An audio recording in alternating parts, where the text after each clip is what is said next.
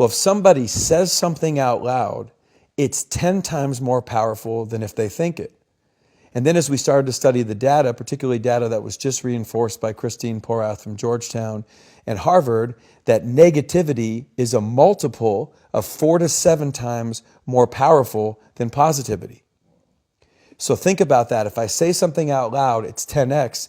If it's negative, it's 4 to 7 times more powerful. So when I say negative things out loud, it's 40 to 70 times more likely that that will happen or cause a result that won't be good for me than if I just didn't say anything. So as we were going into our second year at Alabama, and we were going into our first year at Florida State, and we were ultimately going into our second year at the University of Georgia, we made a bet. What if we could just get our players to not say stupid things out loud? What if we could just do that? Not teach any element of positive thinking, but eliminate conversations about the heat, complaining about coaches, complaining about circumstances, complaining about situations, verbalizing negativity. But we weren't going to lie to them and say, hey, be positive. We just taught them the data. And then what we did was some of the things that you noticed in the book, the stories in and around negativity are incredible. Tell us some. Bill Buckner was one that took my breath away. So Billy Buckner, who just passed away recently, was an incredible, an 8-time Gold Glove, a great baseball player for the Boston Red Sox.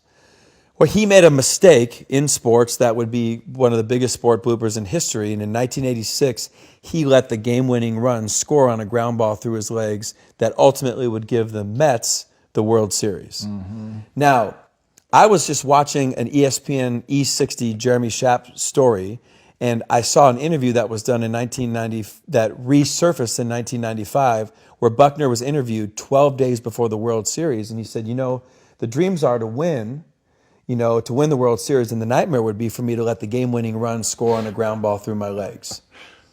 And then ultimately that's exactly what would happen. Now, by saying that out loud, what did he do? He didn't make it happen, but he increased the probability.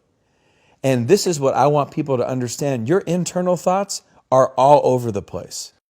Do you think that he makes it more likely because it's going to subtly influence his behavior, or because you're talking to some magical deity that then says, well, you said it, and so I'm going to make it happen? I think that what he did is a subconscious plant. By verbalizing it and knowing that it's 10 times more powerful, he's planting it in his subconscious. He doesn't want it to happen, but it becomes something that's ultimately on his mind, and he gave it more power by verbalizing it.